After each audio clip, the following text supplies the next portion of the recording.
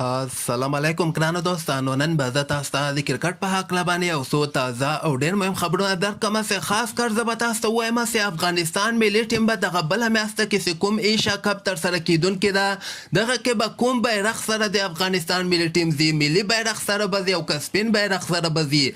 او بل به زه تاسو ته ووایم چې د افغانستان کرکټ بورډ نن یو نوی کوچ هم ټاکلی ده او دغې نه علاوه یو بل کوچ پسې هم افغانستان کرکټ بورډ ګرځي. یعنې یو خو عمر ګل د یو دغه نوی کوچ چې نن ټاکلی د دغه نه علاوه یو بل کوچ به هم افغانستان که خیر دغه ایشیا کپ او T20 ورلډ کپ ته ټاکي. او بل به زه تاسو ته د هندوستان په هکله باندې یو خبر درکړم. هندوستان وایي چې افغانستان د منګه دوست ده، خو هندوستان نورو ټیمونو سره لوبیږي او افغانستان سره لوبې نه ترسره کوي. ویډیو تر اخره پورې وګورئ، په هر څه به تاسو پوه شئ. نو راځم اول زه تاسو ته وایم چې که خیر دغه بله میاشته کې د ایشیا کپ هم ترسره کیدونکې ده، کوم به چې سریلانکا کې ترسره کیږي. یو ملګري دغه پوښتنه کړې وله چې د افغانستان ټیم به دغه ملي بیرغ سره ایشیا کپ کې ول داخلیږي او که سپین رنګه بیرغ سره به ایشیا کپ کې داخلیږي.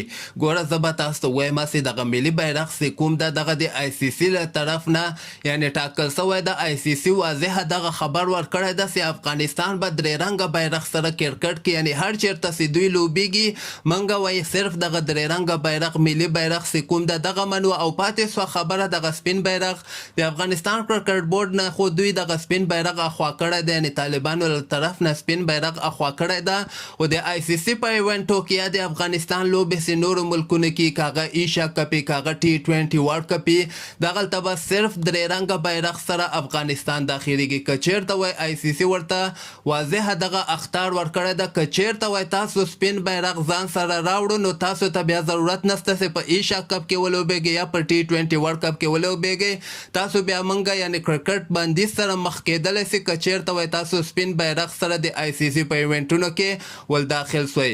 نو خبره واضحه ده د ایشیا کپ کې به هم افغانستان درې رنګه بیرغ سره ور داخلیږي او T20 ورلډ کپ کې به هم که خیر افغانستان درې رنګه بیرغ سره داخلیږي. بل به زه تاسو ته وایم چې د افغانستان کرکټ بورډ له طرف نه دغه ټاین بیرون په نوم باندې یو لوبغاړی ده، دغه د ساوت افریقا لوبغاړی ده. پخوا وخت کې دومره خاص لوبغاړی نه ده تیر سوی، خو دغه د ساوت افریقا کې مختلف دغه کلبونه چې کوم دي دغوی ته به یې فیلډینګ کوچینګ کوو.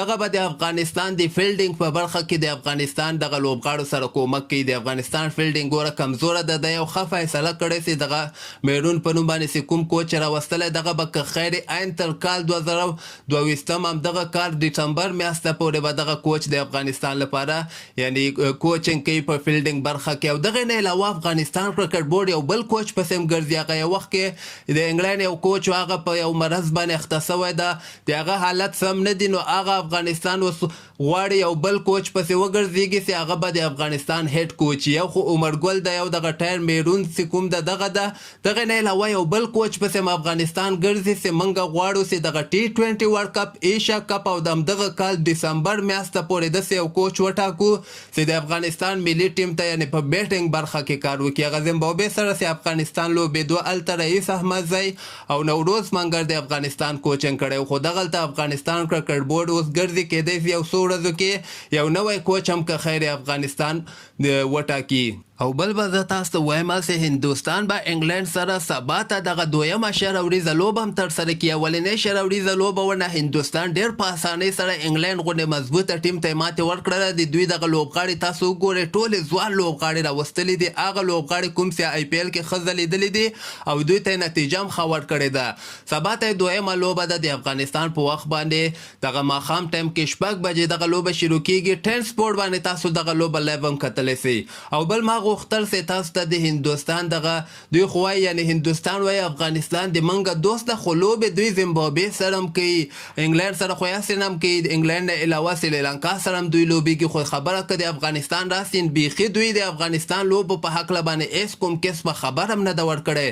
هندوستان چې کوم ده دغه اګست میاشته کې به زیمبابوې سره 53 اوریزو لوبو سیریز په زیمبابوې کې ترسره کیږي. دغه سیریز چې کوم ده د 18 اګست نه به شروع کېږي، بله بله لوبه 20 اګست باندې ده او درېیمه 22 اګست باندې ده. اوسه پورې کنفرم تاریخونه نه دي، خو ایشیا کپ نه مخکې به دغه سیریز په زیمبابوې کې دوی ترسره کړي. نو مسخد مې د خبره دغه ده چې افغانستان سره خو دوی وایي چې افغانستان د منګه دوست ده، خو سیریزونه ورسره نه ترسره کوي. حتی دوی دغسې خبره هم نه ورکوي چې منګه به کله افغانستان سره لوبېږو. همدغسې تازه خبرو لپاره تاسو دغه چینل هم در سره سبسکرایب کولی شئ.